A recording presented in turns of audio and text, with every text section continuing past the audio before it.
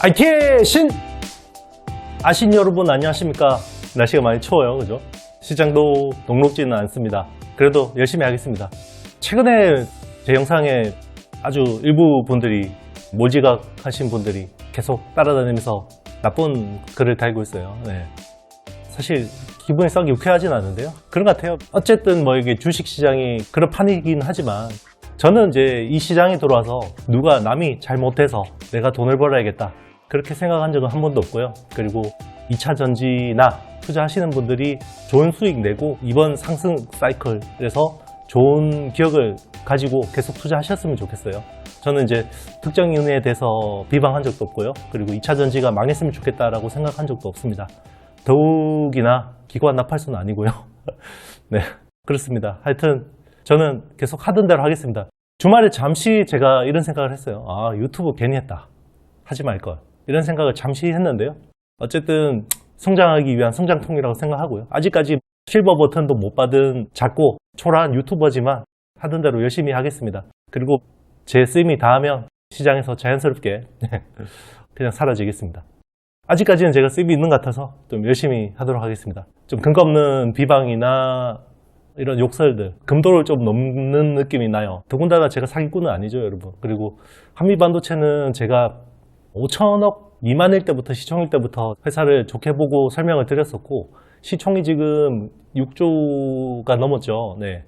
한미반도체를 어떻게 제가 사기를 친다는지 모르겠지만, 그리고 한미반도체를 어떻게 피해를 보시는 분이 있을지는 모르겠지만, 텐베거가 난 종목이잖아요. 그래서 일찍 좀 좋게 싸게 사셨으면 이제 뭐 밸류 부담도 있으니까 여러분들이 투자한 원금 정도는 챙겨두는 것도 나쁘지 않겠다는 생각이 듭니다. 그리고 신규로 접근하시는 분들은 절대 투자 조심해서 하시길 바라고요.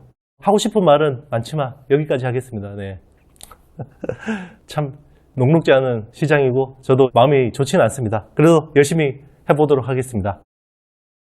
삼성전자가 어드밴스 패키징 쪽으로 굉장히 광폭 행보를 보이고 있어요. 그동안에는 2.5D 구조, 2.5D 구조의 iCube에 대해서 굉장히 많은 기술 로드맵들을 내놨죠. 그리고 이번에는 3D 패키징에 대해서 굉장히 상당한 이제 기술 로드맵을 내놨는데요. 3D 패키징에 대한 네이밍을 세인트라고 한 것 같습니다. 세인트라고 했는데요. 삼성 인터커넥션 그리고 테크놀로지. 그래서 세인트라고 하고요. 이 세인트는 이제 3D 쪽으로 주로 붙는 네이밍인데 세인트 S 있습니다. S. 요게 X큐브 같아요. X큐브. 그동안 이야기했던 X큐브. 그러니까 SRAM을 프로세서 위에 쌓는 거죠. 그러니까 프로세서가 이렇게 있으면 AP나 CPU 같은 프로세서들이 있으면 이렇게 있을 거 아니에요, 그죠? 요거는 이제 서브스트레이트. 그리고 요 위에다가 칩을 놓고 3D로 여기 이제 SRAM을 이렇게 하는 건데, 자, 요게 바로 통신이 돼야 되니까 모르겠습니까? TSV를 뚫어야겠죠. 스루 실리콘 비아를 뚫어야 됩니다, 그죠? 이런 식으로 해서 패키징을 하는 구조. 요게 세인트 S라고 하고요. SRAM 말고 D램을 쌓는 구조가 있습니다. D램은 세인트 D. 지금 뭐 X큐브 같은 경우는 세인트 S 같은 경우 이미 준비가 되어 있죠. X큐브라는 기술인데 이게 여기 마이크로 범프가 들어가는지 아닌지에 대해서는 솔루션이 좀 다릅니다. 왜냐하면 당초에는 삼성이 공개할 때는 X큐브에 마이크로 범프가 있었어요. 범프가 있었는데 이게 점점 마이크로 범프가 없는 범프리스로 되고 이게 이제 하이브리드 본딩이 적용이 되는 거거든요. 자, 이런 식으로 계속 진화는 하고 있습니다. 같은 X큐브 3D 구조긴 하지만 그리고 이제 D램을 여기에다가 이제 쌓는 거죠. 나중에는 프로세서 위에다가 뭐 HBM 같은 거를 쌓을 수도 있겠죠. 요거는 아직까지 연구 개발 중입니다. 요거는 한 24년 정도는 돼야지 나올 것 같습니다. 그래서 24년에 세인트 D 그리고 AP를 아래 위로 쌓는 세인트 L 그러니까 모바일 D램하고 이런 것들을 아래 위로 쌓는 이런 구조로 하는 게 세인트 L이라고 하는 것 같습니다. 그래서 지금 세인트 S, 세인트 D, 세인트 L에 대한 기술 로드맵을 이제 삼성이 공개를 했고요. 요거는 이제 실리콘 인터포저가 없는 거죠. 2.5D 구조 같은 경우는 기본적으로 실리콘 인터포저가 기본적으로 들어가는 거죠. 실리콘 인터포저 기본 들어가는 건데 3D 같은 경우는 이 실리콘 인터포저가 없는 거죠. 그래서 다이렉트로 이제 본딩이 되는 겁니다. TSV는 기본적으로 들어가는 거고요. 그래서 앞으로 점점 더 많은 어드밴스드 패키징에 대한 수요가 늘어날 수밖에 없다. 그리고 중요한 거는 기존의 서버 칩에서 이게 점점 모바일로 어드밴스드 패키징이 이제 확장되고 있는 건데 요거는 결국 온 디바이스 AI에 대한 수요 때문에 이런 하드웨어 변화들이 일어나고 있다는 거죠. 자, 2.5D 구조에서 3D 구조로 바뀌면요. 일단 실장 공간이 굉장히 효율적으로 되죠. 왜냐하면 칩들을 옆으로 펼치는 것보다 위로 쌓는 게 훨씬 더 실장 공간이 줄어들 거 아니에요. 그러면 이제 당연히 온 디바이스 AI, 경박 단소화에서는 유리하겠죠. 경박 단소화에서는 유리한데요. 단점도 있습니다. 어떤 단점들이 있냐? 결국 칩 투 칩 커뮤니케이션이 되면 어떻게 되겠어요? 3D로 특히나 되면 결국 발열, 수많은 데이터들이 왔다 갔다 하겠죠. 발열이 일어날 거고, 그리고 칩끼리 붙어 있으면 뭐가 생깁니까? 노이즈가 생기죠. 노이즈를 제거해 주기 위해서 어떻게 필요합니까? 전자파 차폐에 대한 솔루션들이 필요해집니다. 그런 것들이 사실 전자파 차폐는 EMI 차폐 쪽은 또 한미반도체가 잘하는데, 자, 제가 뭐 이렇게 계속 예사를 좋아하는 것도 있죠. 애정하죠. 그런데 이제 계속 기술을 설명하면 불가피하게 나와요. 어드밴스드 패키징 이야기하면서 한미반도체를 뺄 수가 없거든요.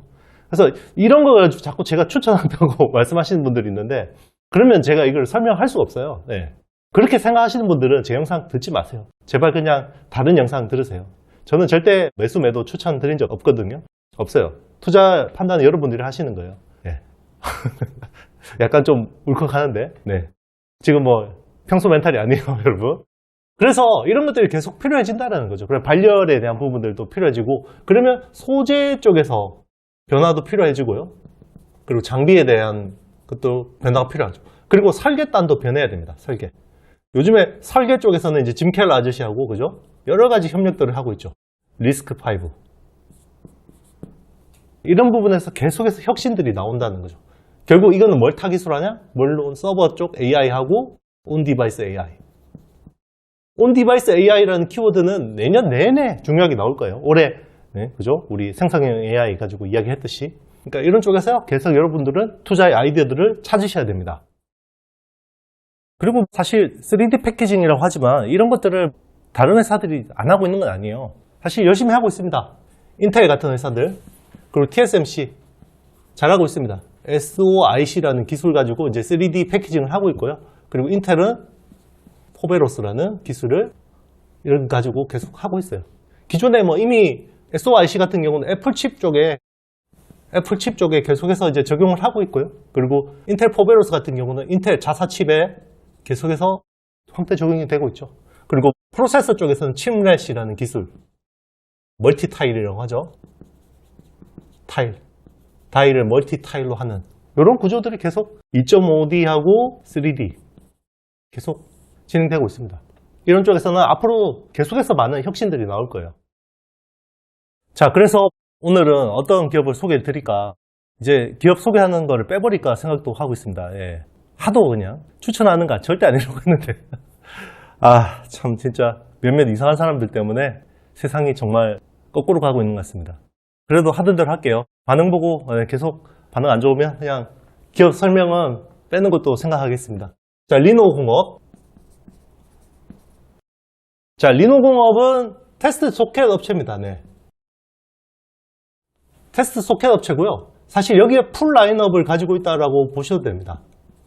풀 라인업을 가지고 있어요. 이쪽 테스트 소켓 쪽에서 이제 리노핀이라는 것들을 통해서 아주 핵심적인 이제 부품을 국산화를 하고 있고요.